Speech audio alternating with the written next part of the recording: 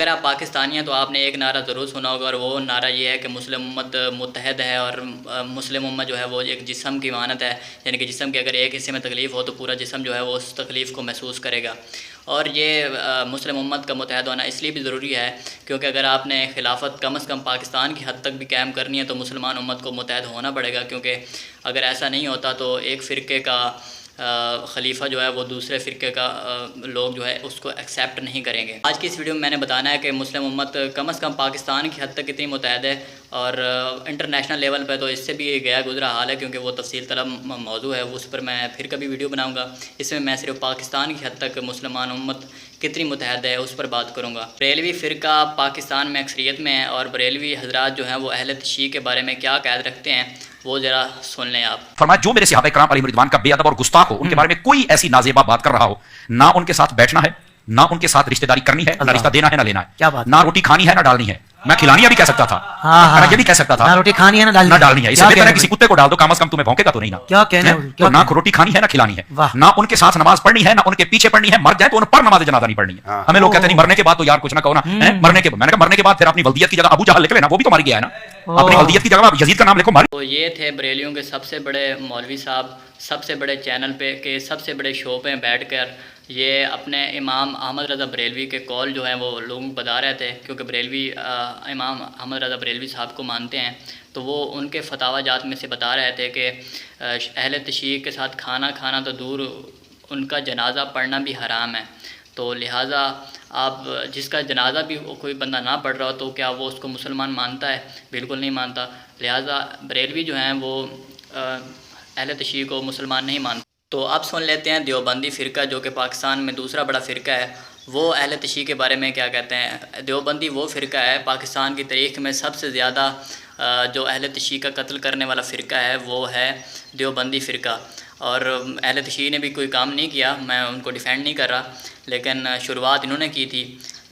خیر میں آپ کو سنواتا ہوں دیوبندی جو ہے وہ اہل تشیع کے بارے میں کیا کہتے ہیں، سنیں۔ تم بتلاؤ کہ جو قرآن کو شرابیوں کی کتاب کہے، قرآن کو بدلی کی کتاب کہے، قرآن کی اصلیت کا انکار کرے، وہ مسلم ہے یا کافر ہے؟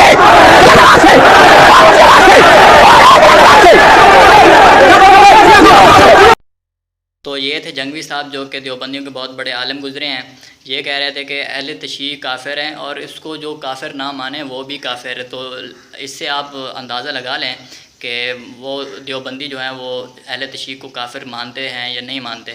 اور اب آپ کہیں گے یہ تو ایک بندہ ہے، تو بھائی صاحب آپ باقی مولانا صاحب کو بھی سن لیں، ان کا صاف ان کے چہروں سے چھپک رہا ہوتا ہے کہ وہ کتنی نفرت کرتے ہیں اہل تشیع کے۔ تو نہیں کہتے کیونکہ ہماری جو انٹیلیجنس ہے یا ہماری فوج ہے وہ بالکل برداشت نہیں کرتی اس طرح کے سیکٹریانزم کو، تو لہٰذا یہ چھپ چھپ کر وار کرتے ہیں۔ اب مفتی طارق مسعود صاحب کی ایک ویڈیو اس میں آپ سن لیں کہ وہ کہتے ہیں کہ 9ویں 10ویں جو کہ اتنا بڑا واقعہ ہوا تھا مسلمانوں کی تاریخ میں، اس میں وہ بتا رہے ہیں کہ اس دن آپ شادیاں رکھ سکتے ہیں۔ اس سے آپ اندازہ لگا سکتے ہیں کہ ان کو کتنی نفرت ہے ان اہل تشیع حضرات سے۔ تشیع اور اہل حدیث کی بہت پرانی لڑائی ہے، اور ان جو اہل حدیث کے جو ہیرو ہیں وہ اہل تشیع کے جو ہیں وہ ویلن ہیں۔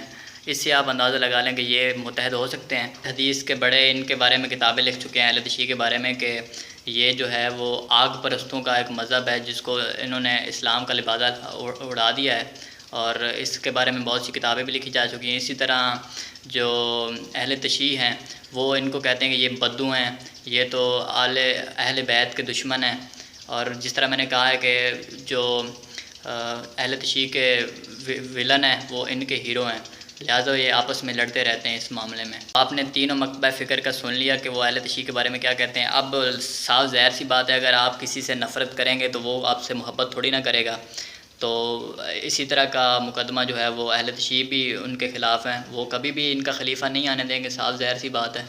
اب جو لوگ آپ کو کافر گردانتے ہوں، کیا آپ ان کو سپورٹ کریں گے کہ ان کا خلیفہ جو ہے وہ اقتدار میں ہے؟ بالکل بھی نہیں کریں گے۔ تو صاف ظاہر سی بات ہے، یہ اختلاف ہے، پہلے اس کو حل کریں۔ بات کر لیتے ہیں بریلویوں کا، وہابیوں کے بارے میں۔ وہابی ان کو مکس کر کے کہتے ہیں دیوبندی اور اہل حدیث کو، آپ ذرا سنیں۔ چلیے او بھابیاں دی اذان اے تے کیڑا ادب ہے، اے تے سور دے سور چل۔ یہ تھے خادم رضوی صاحب جو کہ بریلویوں کے بہت بڑے عالم ہیں، اور یہ صاحب سب سے زیادہ شور ڈالتے ہیں کسی بھی موضوع پہ، گستاخی کے موضوع پہ، لہٰذا اس ویڈیو میں وہ خود جو ہے وہ گستاخی کر رہے ہیں اور وہ کہہ رہے ہیں کہ یہ وہابیوں کی اذان ہے، اس کا کیا ادب کریں، یہ تو سوروں کے سور ہیں، یعنی کہ سور جو کہ حرام ہے یہ ان کے بھی باپ ہیں۔ وہ بندہ جو خلافت کا دعوے دار ہے بریلویوں کی جانب سے، وہ خود اپنے منہ سے کہہ رہا ہے کہ یہ سوروں کے سور ہیں، تو اب آپ خود بتا دیں کہ کیا دیوبندی برداشت کریں گے کہ ایسا بندہ جو ان کو سور کہتا ہو، جو ان کی اذان کا ادب تک نہ کرتا ہو، جو کہ سب سے بڑا گستاخی کا ٹھیکیدار ہے، وہ گستاخی کرتے ہوئے یہ بات کر رہا ہے کہ یہ تو سوروں کے سور ہیں، اس کی اذان کا ادب نہیں ہو سکتا۔ اب میں آپ کو سنواتا ہوں امام احمد رضا بریلوی صاحب جو کہ بریلویوں کے امام ہیں، وہ وہابیہ یعنی کہ دیوبندیوں اور اہل حدیث کے بارے میں کیا موقف رکھتے ہیں۔ سنیے ذرا انجینئر محمد علی مرزا صاحب کی زبانی۔